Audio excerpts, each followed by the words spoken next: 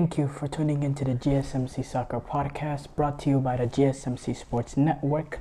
We have a great show for you today. We will be covering Atalanta defeating Leverkusen to win the Europa League. Reports talking about Vincent Kompany is set to become the new Bayern manager. More fallout on the Pochettino situation with Chelsea and who are some potential options to take over for him. We'll do our top 5 Copa America power rankings. And make sure you stick around for later in the show, where I'll be giving you my thoughts on Scotland announcing their Euro squad and how far that they can go this upcoming summer. Before we start off, I would like to ask that you like and follow the show. Also, we get a number of questions that come in during the show, so to ensure that your questions get read on the air, I ask that you use the Tims and Donations link at gsmcpodcast.net with your questions. This puts your questions at the top of the list so that I can see it. And it also really helps the show. So again, the link is gsmcpodcast.net. And this unbeaten streak is over for Bayer Leverkusen. Bayer Leverkusen, up to this point of the season, their second to last game of the season, they have snapped their 51-game unbeaten streak. And Atalanta have snapped their 61-year-less trophy doubt behind a hat-trick from Adamola Lookman. 3 goals from Adamola Lookman as they lift up the Europa League in their first trophy for 61 years. This is the first time all season Leverkusen has conceded 3 goals in one game. And this is only the second time this season that Leverkusen has been held scoreless, which is actually unbelievable when you think about it. Only the second time they've been held scoreless. But tonight was just not Leverkusen's night. Atalanta, they played physical, aggressive, they played high up the field, they played more aggressive, more energized, if that's a word, than Leverkusen. It seemed like Leverkusen were a little bit fragile. They couldn't handle the press. Granit Xhaka, the way he was pressed, he had no control of the game. He couldn't really dictate tempo. The composure that we've seen from him throughout the season, he lacked it all. He lacked composure. It was a struggling display for Granit Xhaka and that midfield in general. With Palacios, they couldn't get anything really going. And then Leverkusen, Xabi Alonso deciding not to play a striker, having both Patrick Schick and Boniface on the bench. Not really having that target man up top, a striker up top, going with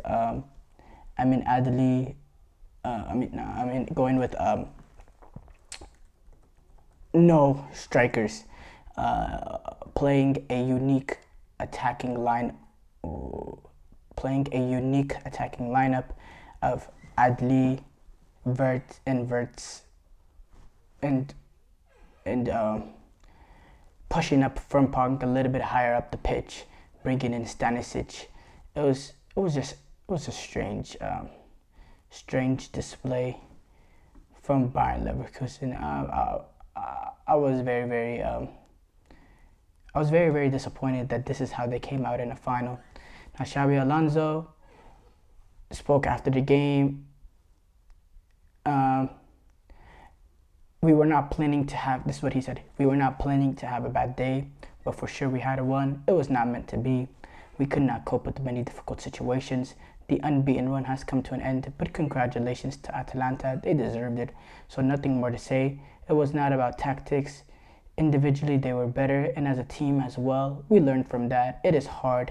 We have another final on Saturday that they can go for a German double, by the way. Atalanta were very brave. They defended really well, so we could not create chances. They are a pretty special team. Today was not our day. Normally we get in better positions, but today we couldn't. It hurts because we wanted to lift this trophy, but you can't have everything. It doesn't change the effort. This is football.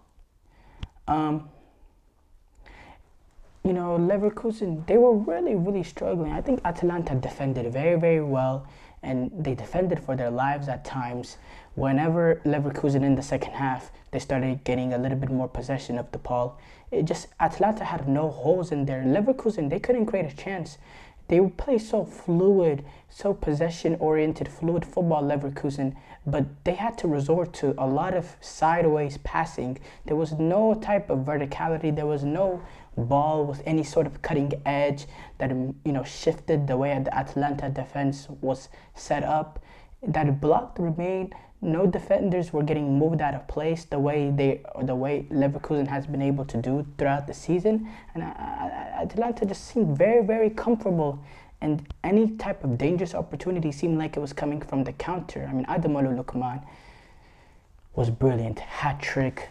To have this kind of performance in a final, the clinical nature of him, the way he beat I think it was Stanisic to the spot on the first goal, and then the second goal, the nutmeg, the finish, and then the third goal on the counter, a rocket of a finish. It was just this is not some sort of tap-in hat trick. This was a brilliant hat trick, and to do it in the final is a performance that he'll remember for the rest of his life. Definitely his career performance, the most famous night in Atalanta's football club history, and yeah, it was amazing. Ademola Lookman, speaking after the game, said, "One of the best nights of my life. Yeah, an amazing performance from the team. Yeah, we did it. Not got many words to say, but yeah, fantastic. Third time lucky. I'm just happy we won. I'm so pleased. A lot of celebrating. We made history tonight."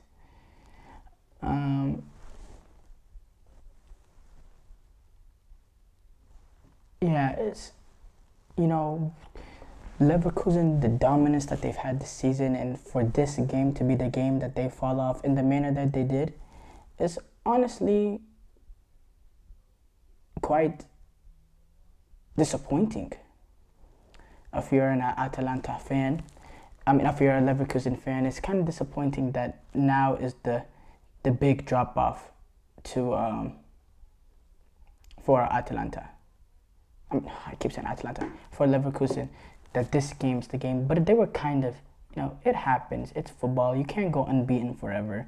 It's just in a final, they laid it. And I think Atalanta's aggressive nature was really what made it. And, Atalanta came off the back of losing a cup final, losing the Coppa Italia to Juventus. That's what Atalanta was coming off of, losing the Coppa Italia to Juventus. While, and then they played a Serie A game against Nice. But Leverkusen, they're coming off clinching the Bundesliga a long time ago,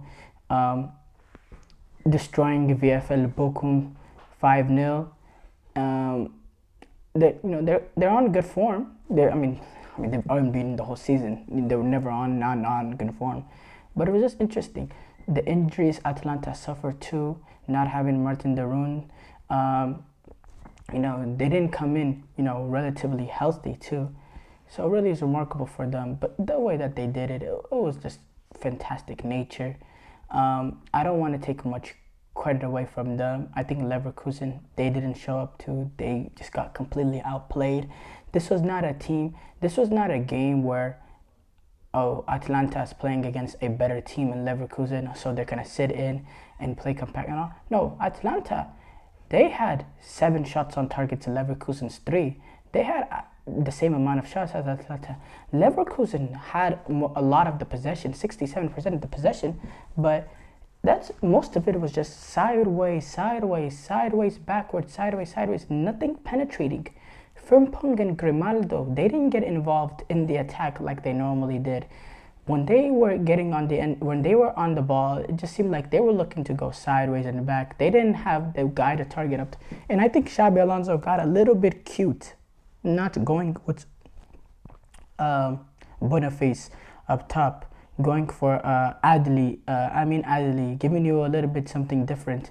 I think he got a little bit clever, a little bit cute, and outcoached in this game by Gasperini. Gasperini that, he also went with a little bit differently.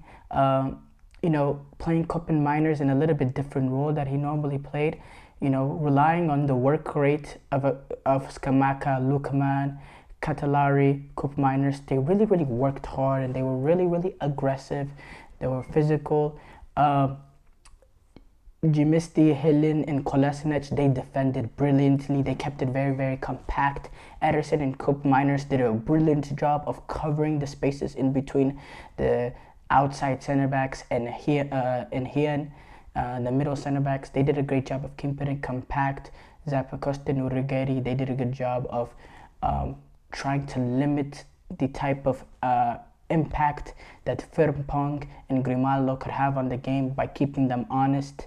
And Stanisic, they did a very, very good job. It was just overall, Atalanta played their best game, and Gasperini, he is a very, very good manager. There's a little bit talks on his future, on what's the next move for him, whether or not he stays in Atalanta or not. But I definitely think what he's came into Atalanta and then with this football club, the amount of times that they've been in European competition. This is a club with not the biggest of pedigrees. They're not, they don't have, a ridiculous pedigree in Europe football. And what he's done and came in, and now he's got the trophy, the Europa League honor trophy. They reached the Champions League. They reached the Champions League quarterfinals before. They were this close to making the semifinals. They almost got PSG. PSG scored 2 goals in the last minute to get past them. I think Gasperini is a brilliant, brilliant manager. And hats off to him and this Atalanta team for getting it done. And it's a pity for Xabi Alonso and Leverkusen. We're going to take a short break here shortly. When we come back, we'll talk about Vincent Kompany potentially becoming the Bayern Munich manager. I feel like I'm losing my mind. Is everybody in the world blind? Please, Lord, give me a sign, a sign. I feel like I'm losing my mind. Is everybody in the world blind? Please, Lord, give me a sign, a sign. I wanna be the greatest. Everybody on their fake shit. I look around and feel like everybody is the fakest. I make this every day and I'm impatient, hoping one day I blow up from the basement. Statement, the top is so vacant. I don't hear shit that I think is amazing. Waiting for my day when I'm playing sold out shows for 1,000 faces. Hey, give me that crown, get in my way and to be put down. It ain't your place, all this my town. If I want that shit, then I'll get it right now. I'm losing it, the noose it fits. I'm losing shit, a stupid myth. You choose to live or choose to dip. You choose to fight or lose your grip and lose a gift. I feel like I'm losing my mind. Is everybody in the world blind? Please, Lord, give me a sign, a sign. I feel like I'm losing my mind. Is everybody in the world blind?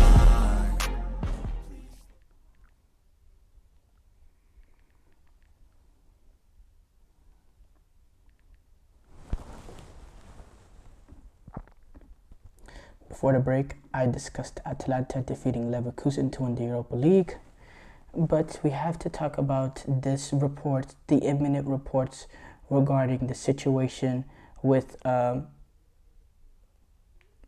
Leverkusen.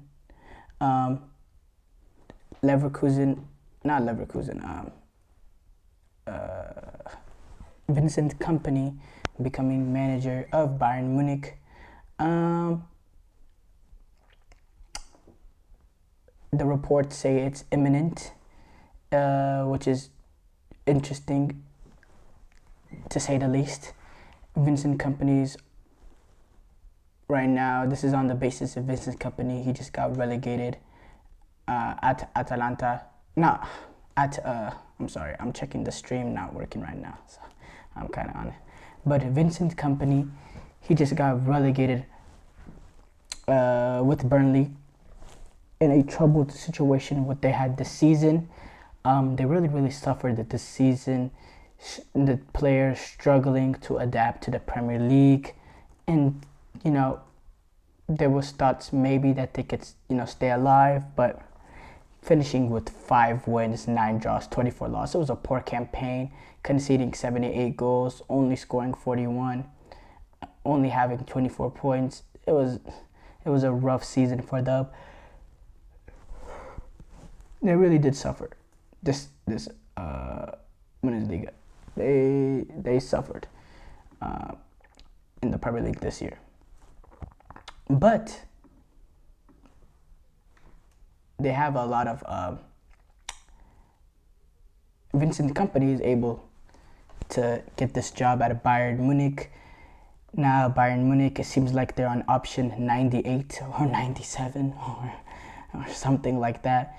The amount of managers that they've tried to convince with Roberto De Zerbi, when it comes to the likes of Thomas Tuchel potentially, looking at him for a potential replacement, returning again, Hansi Flick, it just goes on and on. The amount of managers that they've got in, and it seems like they're on option. I compared this I've done this a lot of times, but I want to do it again.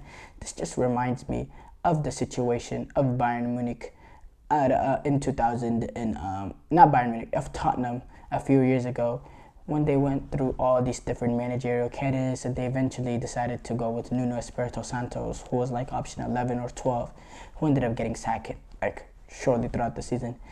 No, I don't think that's the case for Vincent Kompany. I think he plays a style of football that is appealing to some of the top clubs. So I can see from that basis why. We've all seen the clip of him saying, "There's another side of me that y'all haven't seen, blah, blah, blah, blah, blah." We've seen that clip, but, there's more to being the manager than just those little clips. But, what he did with Burnley, bringing them back up in the manner that they did with the type of football that they played, it was very, very good. It was very, very good. And maybe it's harsh to talk about him being relegated, because kind of how the parachute system works of payments and stuff, they're not going to be able to go in and compete with the teams in the Premier League. It's really a hard ask to ask Burnley to do that. But they didn't really come close to staying in the Premier League. They got relegated a few, 2 weeks ago, but it never seemed like they had a legitimate chance to get out of there. It was only 27. It was a poor season. And I don't know. It's just after a manager getting relegated, going into the job at Bayern Munich, it just doesn't make no sense to me. Now, for Bayern, they're in a situation where they just want to bring in a guy. They just want someone to say yes to them. They're really struggling. They think this is the best available. And maybe they think he's the manager that can come in, that can get the best out of Harry Kane, that can get the best out of this attacking talent like Serge Gnabry and Leroy Sané, get him playing a style of football, and maybe he can work closely with their center backs, improve that their center backs, because they spend a lot of money on center backs when it comes to the likes of Upamecano, Kim Min-jae, Van de Ligt. They spend a lot of money in that position. So having a former manager, a former center back, maybe he could work with them. That could be a part of it. Now, I don't know what the relationship is like between Vincent Kompany and, Burnley board and their officials. Maybe they think Vincent Kompany is an easy guy to work with. Maybe they look at him as some sort of stopgap, but a potential project at the same time. We could bring in someone temporarily just so we can, because they can't get the manager that they want, and then whenever they can't get that manager, they can let go of him. Maybe they're looking at it from that sort of point of view. And he's breaking out like he wants to bet on himself. He believes he's ready for the move, or he wouldn't make that decision. Like Xavi, he's staying at Leverkusen. Well, he believes he's ready to make that next step, Vincent Kompany, and he wants to make that next step. But there is going to be a lot of pressure on this job, not because of the nature of Bayern Munich itself. I mean, that always has pressure with it. Don't get me wrong, but it's also the fact that Jurgen Klopp is there. Jurgen Klopp is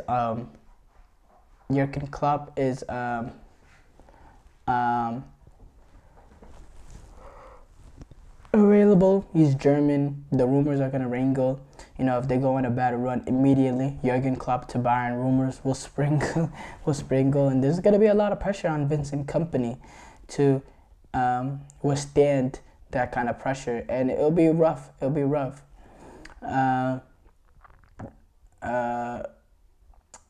Bayern sporting directors Max Eberl and Christopher Freund.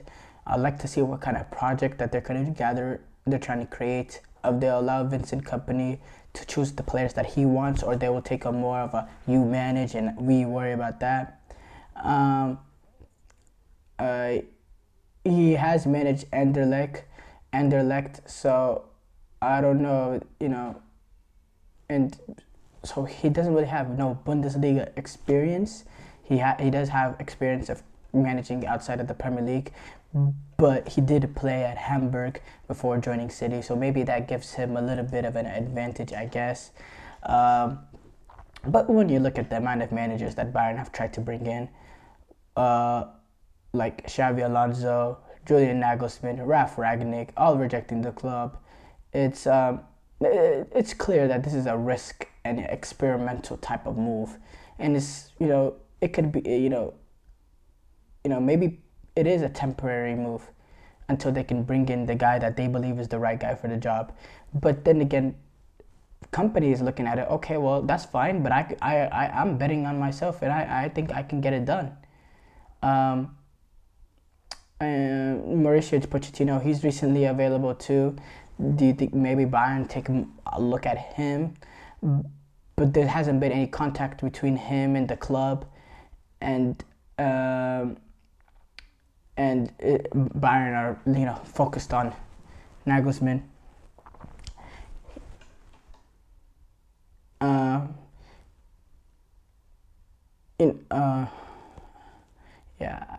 It's very, very dangerous, in my opinion, this signing. It's very, very dangerous. It's very, very risky. It's interesting, too.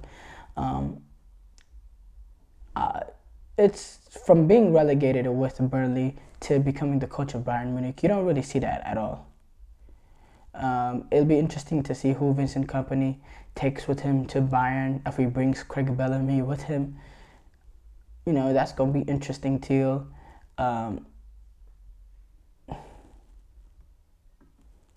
I don't know. I'm very, very interested to see how this works exactly.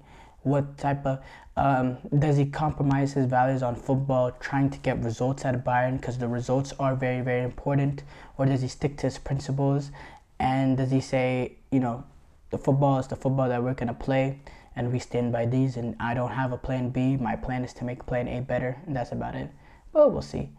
We're going to take a short break here shortly, but when we come back, we'll discuss more fallout on the Pochettino situation and who will take over for him. Looking for your daily fix of sports talk without having to pay for it? GSMC Sports Network is available on YouTube. Just search GSMC Sports Network. Get your fix of daily sports talk shows on YouTube, absolutely free. NFL, college football, NBA, MLB, MMA, UFC, fantasy football, and so much more. GSMC Sports Network has shows running all day long, with new sports shows starting every 2 hours. Just like on your favorite cable sports channel, except GSMC Sports Network is absolutely free. Just search GSMC Sports Network on YouTube to catch one of your new favorite shows, like the GSMC College Football Podcast, Chip Shot Football Podcast, Hoops and Heels Women's Sports Podcast, GSMC Basketball Podcast, and so many more. Check it out for yourself. GSMC Sports Network, now available on YouTube absolutely free. Search GSMC Sports Network on YouTube right now.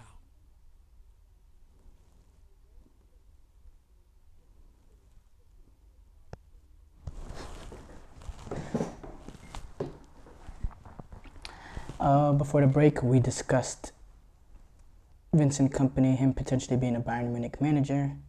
Now we got to talk about the Mauricio Pochettino. Continue talking about the Pochettino situation, him leaving Chelsea, more fallout on that situation, and I'd like to discuss some of the favorites being talked about, being linked to that job.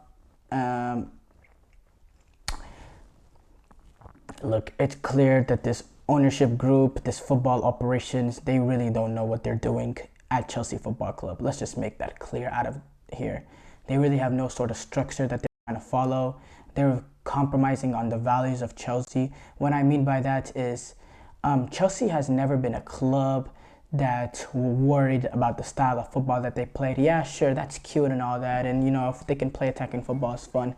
But Chelsea under Roman Abramovich, the number one priority is winning trophies and bringing in a manager that gives you the best chance of doing that, not playing beautiful football. So that's something that we're compromising our values on hugely, and I'm very, very, very, very, very angry about that. It's not the way how Chelsea behave and operate. We don't care about playing Pep Guardiola, Manchester City football of this possession-oriented, tiki-taka, attacking this. No. Whenever Jose Mourinho was winning Premier Leagues for us, we didn't care about the style of football we played. When we won a Champions League with Thomas Tuchel, we didn't care about the style of football we played. When we won the Premier League with Antoine Conte, we did not care about the style of football we played. We just cared about lifting the trophies, and that is the nature of Chelsea Football Club. That is the tradition. That is the history. And these owners have came in and they're trying to change that. And it's very, very frustrating if you're a Chelsea supporter. I'm a Chelsea supporter. But in general, if you're a Chelsea supporter, you should be very, very frustrated by this. Because we as Chelsea fans, we grew up now watching the best display of football from our team. We didn't see this ridiculous attacking display, but we were fine with it because we won trophies. We won Premier Leagues. We won two Champions Leagues. Mourinho won 3 Premier Leagues. Conte won us 1 Premier League. Are you kidding me? We didn't care about the football that we played. We didn't care about none of that. So it's very, very frustrating what this Chelsea ownership group is doing with the requirements that they have for the new manager. Now it's clear why Mauricio Pochettino wanted mutual consent to leave. He wanted more control of the club.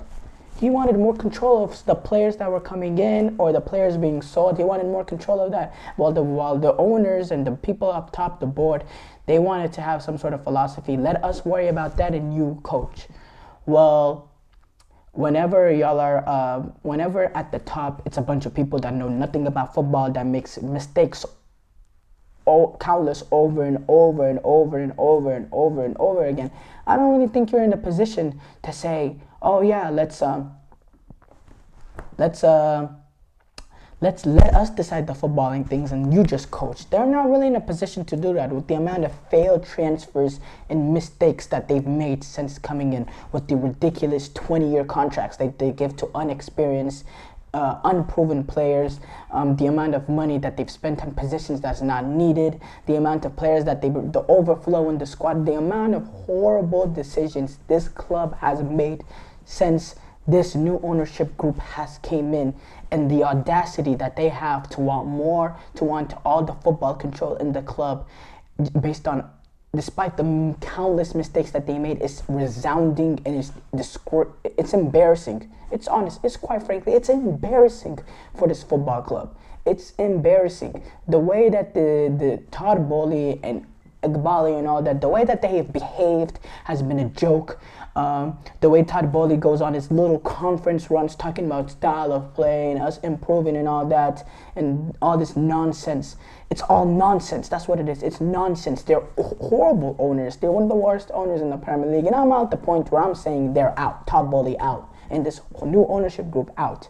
Because the way that they've behaved is a disgrace. It's a joke. It's an embarrassment. And it's very, very frustrating seeing a club that I love just getting ripped and shattered because of some geopolitical activities between two Eastern European countries that have nothing to do with Chelsea Football Club. Nothing to do with Chelsea Football Club. Ever since those geopolitical war or whatever that on this network shall not go through, but y'all know what I'm talking about. Ever since that happened, it's been a trickle effect to Chelsea getting sanctioned, being forced for Roman Abramovich to sell, to bringing Todd Bowley to come in, to allow this Todd Bowley and their consortium to come in, to this disaster that we see. And now Chelsea are finally, in this past couple weeks, look like they're building some sort of thing that's looking like an upwards trajectory, and they completely rip it apart because they don't want to take their head out of where the sun doesn't shine. Or because the ownership and the football operations do not want to take their head out of where the sun doesn't shine. Because of that, now this completely falls apart, and it's restart from chapter number 1 all over again next year. Next year, they're screwed. We're screwed. They're not going to make top 4. It's still an inexperienced squad. It's still a lot of raw players, and it's a new manager that's coming in that having to implement a new system and a new philosophy and new ideas and a new pattern of play, and it's just the same thing over and over and over again. Enzo Fernandez has been in this club for one and a half years, and he's about to be on his 5th manager. Five. Are you serious? 5 managers? It's been 1.5 years. He's about to be on his 5th manager. That's a joke. And there's no ways of putting it. There's no other ways of putting it. Look. There was multiple long-term rebuilds that Chelsea were trying to go through when they brought in Graham Potter at first and now Pochettino, and they're both leaving after a year. With Graham Potter's case, less than a year. There were some good signs this year. Nicholas Jackson, he missed a lot of chances, but there were a lot of chances created. Cole Palmer, he played brilliant in this season. Not much in Nkunku this season at all, despite him being like the big signing that we're all looking forward to. But no qualifying for Champions League, very huge disappointment. But halfway through, if you told me we were potentially getting Europa League football, depending on what happens at FA Cup final, I would have took that. Halfway through the season, I would have took that. I wouldn't have took that at the beginning of the season, but I'll take that now.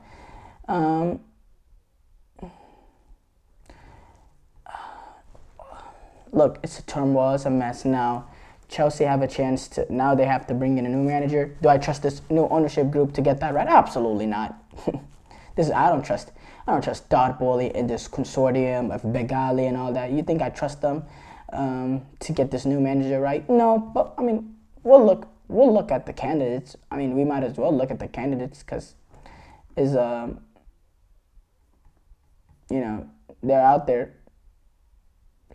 So McKenna, the current manager of Ipswich Town, he was the first coach to see back-to-back promotions from League One to the Premier League since 2012.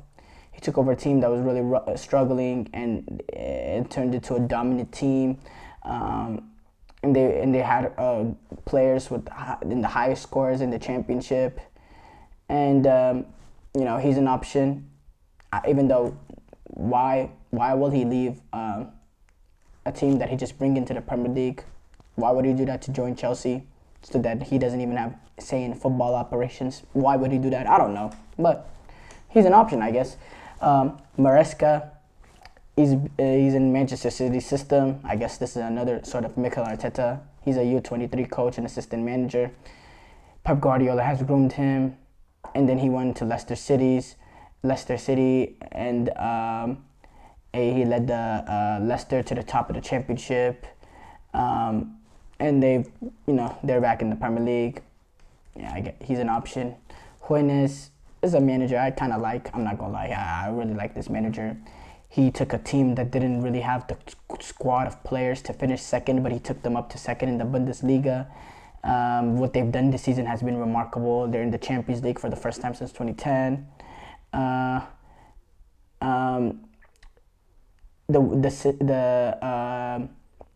He's very young candidate. He's only 42, but he has experience at the top flight level. He's coached Hoffenheim and Stuttgart, so I could see that. And he plays, good attacking football. So, he's a good option. There's Michael, who made history at Girona by taking them to the Champions League. They play very, very physical, aggressive, high energy, heavy metal system. They want to be always on the front foot. A little bit different than a lot of the Spanish teams that play tiki-taka. They play very, very aggressive and high intensity, which I like.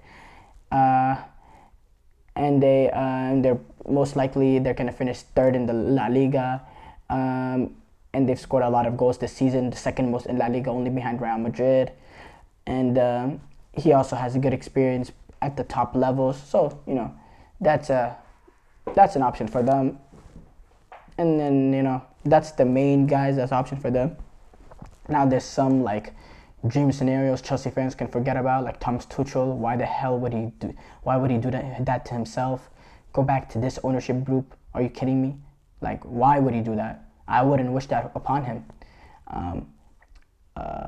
Hansi Flick, sounds like he might be interested. I would like that. I think he's a good manager. But again, even if he just comes in, do you trust this ownership group to start getting their head out of where the sun doesn't shine?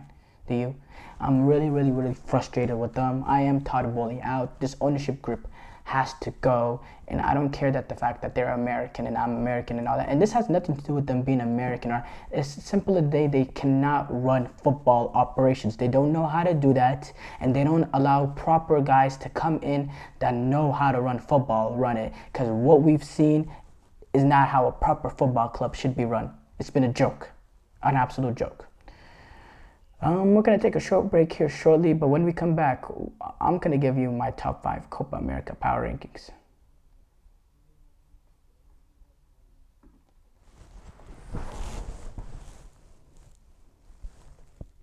For the best and latest podcasts available anywhere, go to the podcast app on your cell phone and type in GSMC to access free content-rich podcasts on health and wellness, book reviews, sports, entertainment, relationships, social media, movies, technology, finance, and even weird news. Subscribe and download the GSMC Podcast Network's family of shows, available everywhere podcasts are found.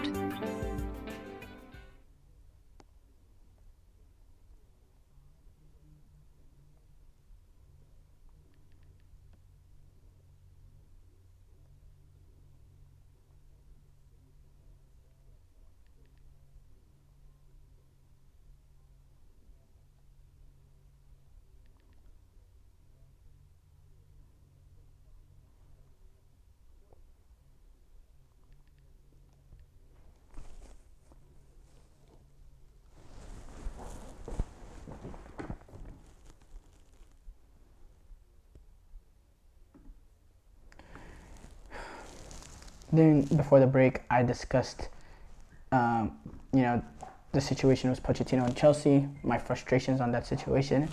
But today, I'll be giving you my top 5 power rankings for this upcoming summer. Copa America.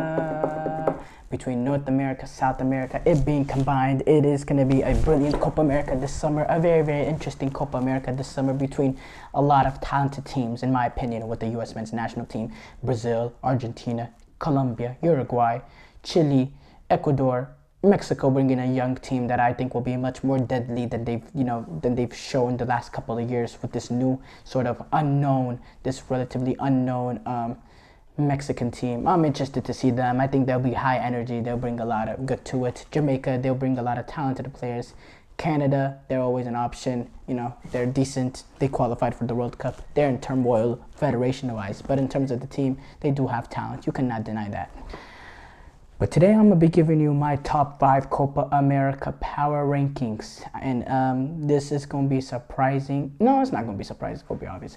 I'm going to go number 5. I'm going to go with the U.S. men's national team that goes in at number 5. I think the U.S. men's national team is one of the most talented generations that we've ever had. We're a very, very talented team. When you look at the likes of Christian Pulisic, Timothy Weah, Yunus Musa, Giovanni Reina, this is a solid team. Good attacking talent, good midfield with Tyler Adams, Weston McKennie. Defensively with Chris Richards, it's solid back there. Anthony Robinson, good left back. Sergio Dest, he's out for an injury, so a guy like Joe Scally's going to come in. Defensively, they're solid. There's talent in this team, much more talent than previous U.S. men's national team. It's still a young team, but they've gotten World Cup experience. They're getting more experience in there.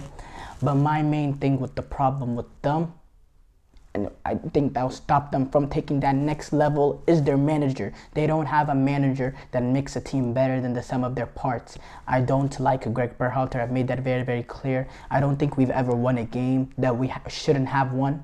I think every game that we won is a team that we were better than.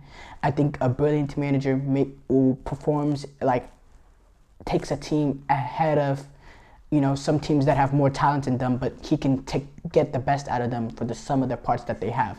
I think we don't have that kind of manager. I think our manager is just bland. And in fact, I think he can be a detriment in his time when it comes to his squad selections, when it comes to his inability to adjust in game, make the right substitutions, to come out with lineups.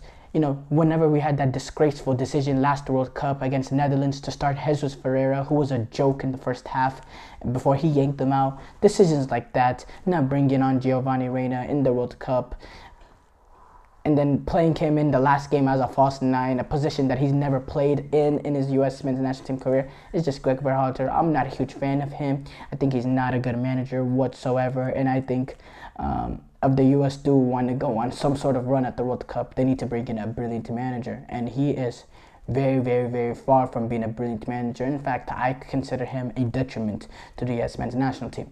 Now we move on to the next topic of the next place. I say number 4 is Colombia. Now, Colombia's national team are in brilliant form. They've been unbeaten for a very long time now. They play beautiful, beautiful attacking football. They've been unbeaten for a very long time now. They played very, very well in qualifiers. They had a good international last window, by beating the likes of Romania and a Romanian team that qualified for the Euros, by the way. They beat the likes of Romania and Spain in Europe in very good fashion. The way that they played Spain, they played toe-to-toe with Spain. They have a talent with Luis Diaz, Casilla, Arias, Carrascal. There's team in there. There's Lerma in midfield, Castaño, James Rodriguez. He has experience. He still has, he still has his nature, his ability. But this is a team that's very, very fluid, and their star man is indeed Luis Diaz.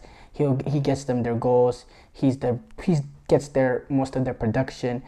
They've been unbeaten so far in CONMEBOL World Cup qualifiers with 3 wins and 3 draws.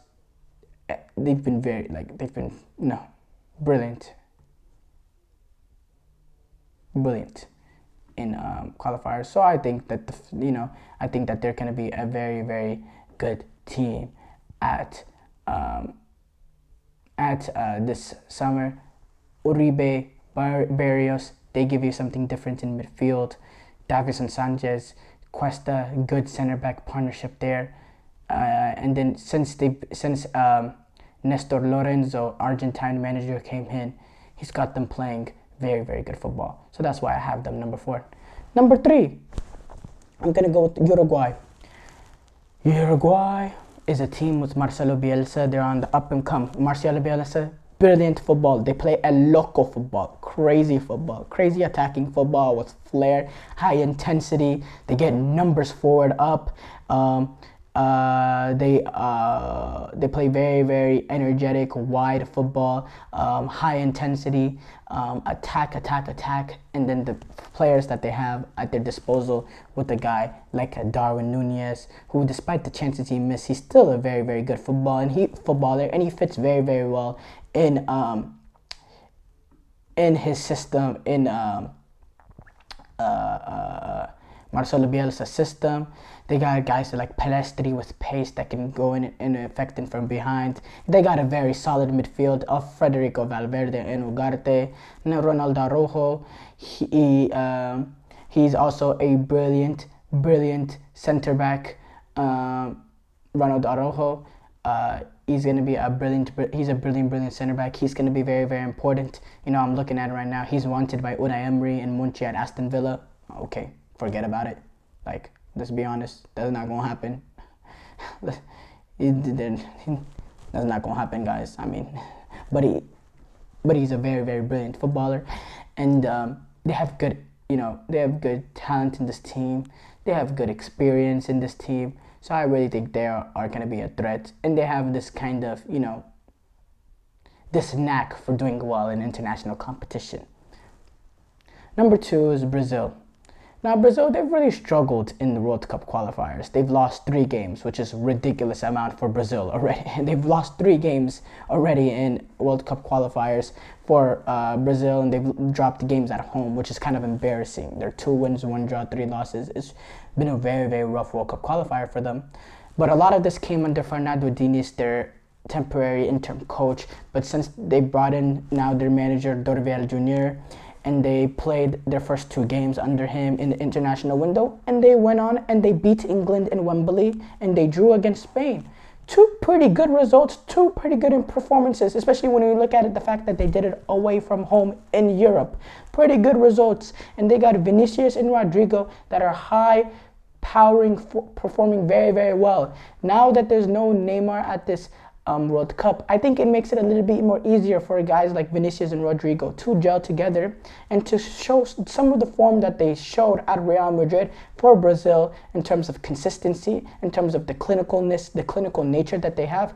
Vinicius Jr., let's be honest, he hasn't been good for Brazil. He's never showed up for Brazil, and he needs to start performing for Brazil. They also have a guy like Endrick who's not going to come in and he's not going to make an immediate impact in this team, but he's a guy that you can look at future for talent. I think a front 3 of Vinicius Jr., Rodrigo, and Rafinha is very, very good. And then a midfield of Douglas Luiz, Bruno Guimarães, Lucas Paquetá. That's a decent midfield. João Gomes. And then, now the back line is a little bit shaky. I would probably go with Yan Couto, Gabriel Magalhaes, Marquinhos, and then that other fullback position, I don't know. I don't know. Now, maybe it's a crime not to play Danilo back there because of the experience that he has. But that back line, that is going to be very, very concerning. But I think Brazil, generally, they've always had a solid defense. Not just because of the defense, but their ability to keep the ball and get pressure off the defense. And those defenders also can have a brilliant goalkeeper and Alisson behind them. So they have some protection there. Number 1 has to be the defending champions, Argentina. Lionel Messi in Argentina and the co. This is the last run for guys like Di Maria. Now Messi, he hasn't said this is his last run, but there's a chance potentially. Otamendi is another guy. This potentially is probably going to be his last tournament. But this is the Argentina team with many experience from their World Cup team. Emiliano Martinez, Messi, Alexis McAllister, Paredes, Rodrigo De Paul, Di Maria, Lautaro Martinez, and then you bring in a guy like Garnacho who gives you some verticality and can change it up in games. Julian Alvarez, he's a brilliant player too, also has World Cup experience. This Argentina team, they're clearly the favorites, and the question is there much competition for them at this Copa America at this point? They did struggle against Uruguay earlier in World Cup qualifiers. They lost to them at home. It's clear to everybody that they are the favorites to win Copa America. We're going to take a short break here shortly. When we come back, we'll discuss our last topic, which is Scotland announcing their Euro squad and how far that they can go this summer.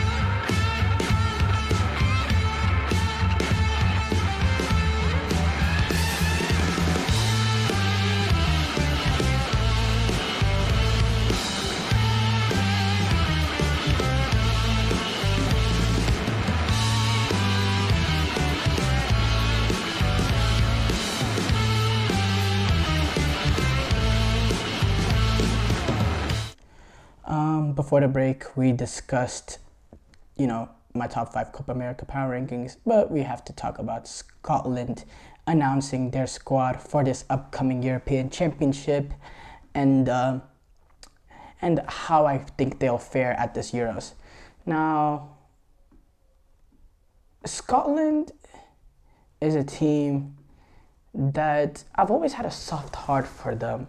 I rooted a lot for them. I like the players, I like the personality of their players, and I like the fact of the underdog story, the British nation that not many people talk about, the way England is talked about.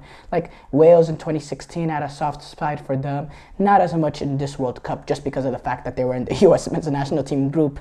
So even though that they were, England's little brother, I was just solely focused on the US men's national team that I didn't really worry about. But when Wales compete at the Euros in 2016 and 2021, I rooted for them strongly. Scotland, when they competed at Euros 2021, I really, really, really rooted for them because I love the fact that their little brother story kind of, and the attention that they don't get. I love that, and I love the nature of their players, the passion of their players. John McGinn, Scott McTominay, Andrew Robertson, Kieran Tierney, Billy Gilmore. These are players with huge passion and huge desire and huge mental strength. The performance that they had last Euros in Wembley to come out of that game with a draw, with a point, to save themselves. They end up getting eliminated later on. But this is a team. And then this qualifications at this Euros has been absolutely phenomenal. Like the way that they play. Number one, they're starting it off by defeating Spain, and then going on the unbeaten run that they went on to only losing, I believe, one game the entire run, and that was away to Spain, which is and in my opinion, in that Spain game, Scotland actually had opportunities in that game to equalize. I think they had a goal called offsides, reviewed by VAR or something of that sort. But Scotland definitely had their opportunities in that game. They ended up losing that game 2-0, but they weren't dominated, to say the least,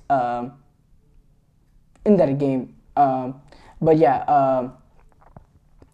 Overall, Scotland is a team that have a soft side for. Last Euros, it was a little rough. They played a very, very good game, in my opinion, against Czech Republic, but they lacked the ability, the clinicalness.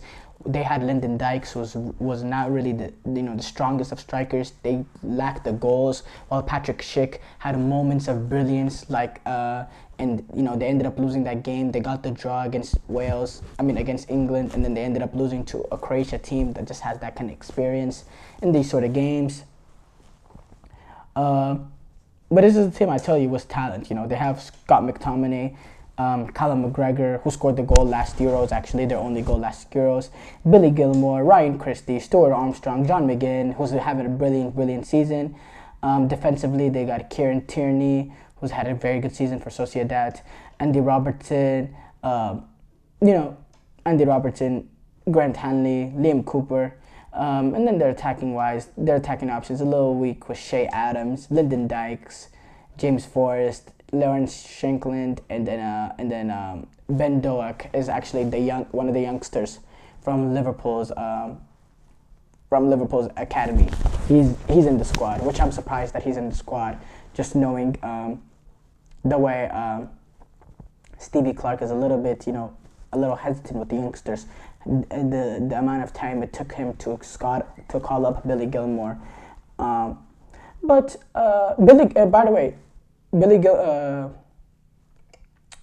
Stevie Clark, amazing, brilliant manager. What he's done for this Scotland national team. This was a Scotland national team that didn't qualify for tournaments before. They really, really struggled to get anywhere near the tournaments. They'd finish last or second to last in groups. But the way that they've qualified for 2 Euros, even in the World Cup, they were this close. They were a playoff game away from Ukraine, or a playoff semifinal away from going to the World Cup. So 2 games away from going to the World Cup. Even then, they were almost there. And, they've been been qualified for both years. He's been a brilliant job. He's been a brilliant manager. What he did with Aberdeen, taking them to Europe, is a team that has no European pedigree with them at all whatsoever. Was it Aberdeen? I'm probably got that mistaken. It was probably not Aberdeen, but it was a Scottish club that doesn't have much experience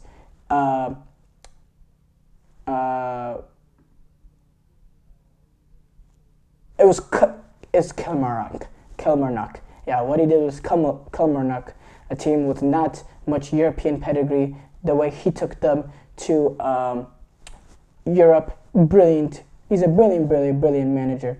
He has good experience. He actually is a former Chelsea player. Played there for 11 years, 330 appearances for them, and yeah, for me, he's a brilliant manager. Now he's gonna be using a 5-4-1 or 3-4-2-1, depending on which way they're gonna look at it. Dykes, he's gonna be the striker, and they're gonna probably go with McTominay, McGinn, Gilmore, McGregor, and Robertson, Ralston, Tierney, Handry, Portis, Goon.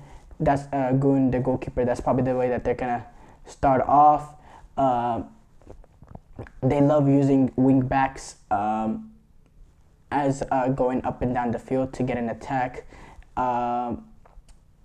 Dykes is very crucial because of the work that he does, not only getting support by crosses and all that, but the work he does when he's not on the ball. Despite the fact that he's not a good goal scorer, he's a hard worker. He gives work at rate, and that's going to be valuable going up against the better teams whenever they do need to work hard, whenever they need to press up high, cover up space. His work ethic is going to be very valuable in that situation. McTominay, he's going to have to bring his goal-scoring boots at this Euros. He's going to have to show his capacity that he's shown at Manchester United this season to make those late runs into the box, to get on the end of crosses, to find himself at the right place at the right time, because they're going to need goals from him. They're going to need goals from a guy like Colin McGregor coming in and making those sort of runs late in, whether he starts or he comes in off the bench. They're going to need him to make that sort of impact. He was the only guy that scored a goal for them all last Euros. He's going to have to come in and do that because there's not that many goals within this team. Despite the way that they've performed in qualifiers, I think goal scoring is going to be a little bit of a concern with this team. But what's not going to be concerned is work rate, their desire, organized. They're going to be very organized and structured. And for me, I think they have a very good chance at getting out of the group. In a tough group, by the way. They open up against Germany in home Euros. The home opening game of the Euros, Germany-Scotland. Look, that's difficult. I can't even lie to you. That is very difficult for Germany, for Scotland. Especially of Germany on the basis of what they've, the friendlies that they've performed in last couple of days. Last window, a month ago or so, defeating France and Netherlands. Yeah, that's going to be a hard game for them.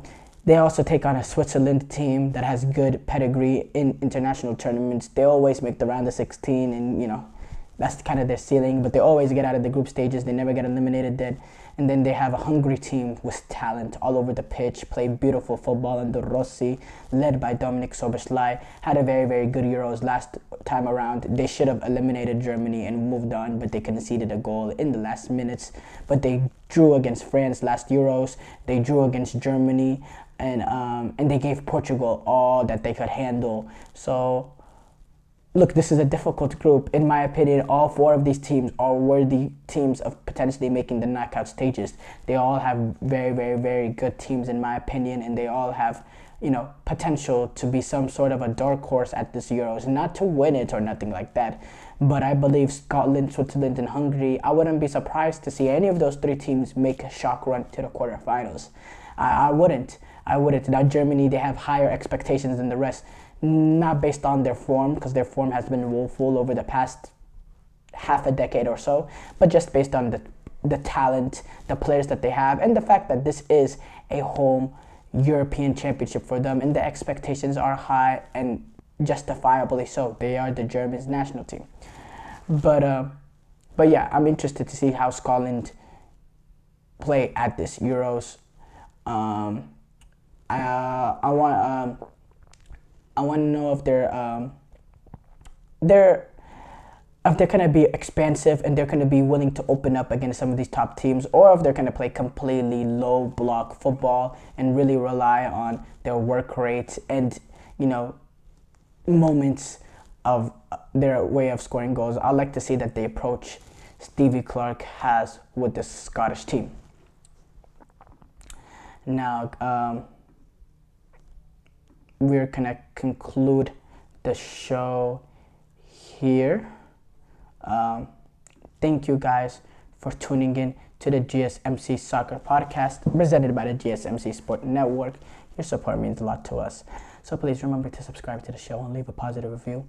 It really does make a difference. We also invite you to follow us on Facebook, Twitter, TikTok, and Instagram for more content and updates. Thank you once again and have a wonderful, wonderful day.